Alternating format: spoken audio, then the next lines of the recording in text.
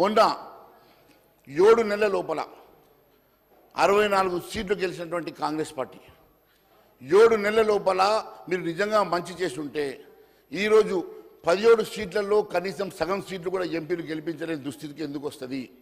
ఈరోజు 8 మంది ఉన్నటువంటి ఎమ్మెల్యేలము ఈరోజు 8 మంది ఎంపీలను ఎట్లా గెలిపించుకోగలిగినామో ఒకసారి ఆలోచన చేయాలని చెప్పి నేను కోరుతా ఉన్నాను అధ్యక్ష. ప్రజలు మా మీద పూర్తి విశ్వాసంతో ఉన్నారు. ప్రజలు మా వైపు చూస్తూ ఉన్నారు. ప్రజలు మా మీద నమ్మకం ఉన్నది.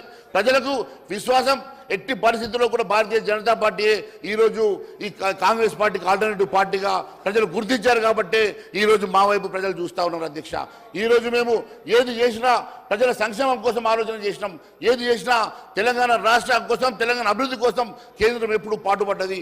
తెలంగాణ రాష్ట్రానికి లక్షల కోట్ల రూపాయలు ఇచ్చిన తర్వాత కూడా ఈరోజు ఏదో ఒక రకంగా నెపం పెట్టి మీరు ఇచ్చినటువంటి హామీలు నెరవేర్చలేని పరిస్థితిలో కేంద్రం మీరు బదనాం చేసే ప్రయత్నం చేస్తూ ఉన్నారు కదా అధ్యక్ష.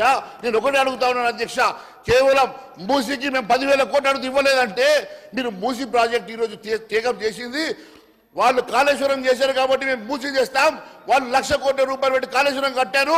మాకు ప్రాజెక్ట్ కావాలి, మా ఆస్థాన గుత్తేదారులు ఖాళీగా ఉన్నారు.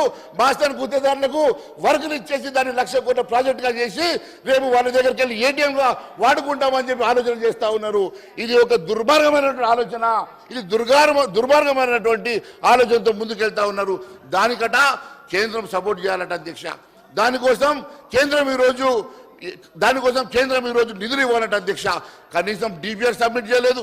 కనీసం దాని గురించి ప్రస్తావన చేయకుండా ఈరోజు కేంద్రాన్ని మీరు ఈ రకంగా నిందించడము మరి నిజంగా సిగ్గుచేటు బాధాకరం అని చెప్పి నేను తెలియజేస్తాను అధ్యక్ష.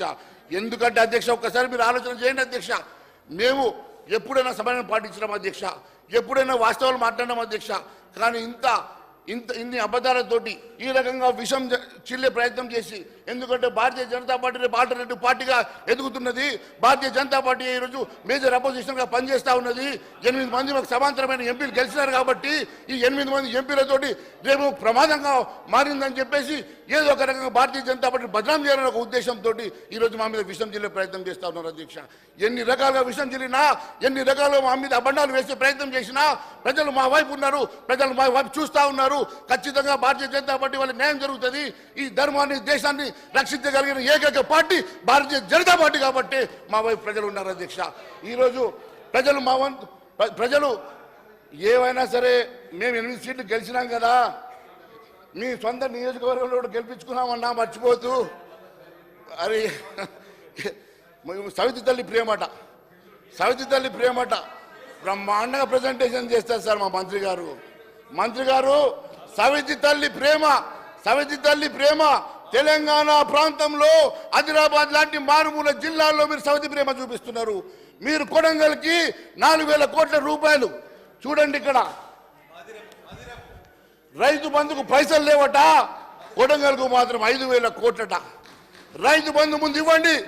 రైతులంతా కూడా ఎదురు చూస్తూ ఉన్నారు. రైతు బంధుకు డబ్బులు ఇవ్వడానికి డబ్బులు లేవట, కానీ 5,000 కోట్ల రూపాయలు కొడంగల్కి. ఇగో రేవంత్ సొంత నియోజకవర్గంలో 70 రోజుల్లో 3,695 కోట్ల అధ్యక్ష. కనీసం మాకు 3 కోట్లు ఇచ్చినోటి దిక్కులేడు అధ్యక్ష. 3 కోట్లు ఎస్డిపి అడిగితే కూడా దానికి కూడా నాలుగు పెడతారు అధ్యక్ష. మంత్రి గారు మాకు డబ్బులు ఇవ్వనంత మాత్రాన ప్రజలు చూస్తూ ఉన్నారు, గమనిస్తూ ఉన్నారు. మీరు డబ్బులు ఇవ్వనంత మాత్రాన అర్థం చేసుకోగలుగుతారు. మేము ప్రజల పక్షాన నిలబడ్డాం, ప్రజల పక్షాన పోరాటం చేస్తున్నాం. మీరు 1,000 కోట్లు తీసుకుపోయినా రేపు మళ్ళీ ప్రజల మధ్యకే వెళ్ళాల్సి వస్తుంది. మీరు ఒకవైపు వివక్ష చూపిస్తూ నీ నియోజకవర్గం అభివృద్ధి చేస్తే రాష్ట్రం అభివృద్ధి చెందదు. మీ నియోజకవర్గాని కోసమో చివరికి ఏ పరిస్థితి అధ్యక్ష, కేంద్ర ప్రభుత్వం అమృత్ అని 3,500 కోట్లు ఇచ్చింది అధ్యక్ష మంచినీటి కోసం. ఆ 3,500 కోట్లు కూడా అధ్యక్ష రాత్రికి రాత్రి ఆస్థాన గుత్తేదారులకు పంచుకున్నారు అధ్యక్ష.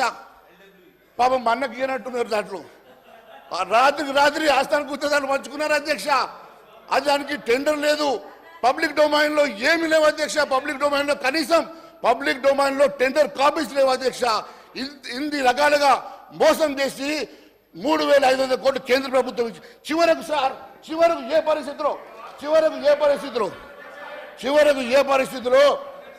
ఏ పరిస్థితిలో ఉంది రాష్ట్రం అంటే.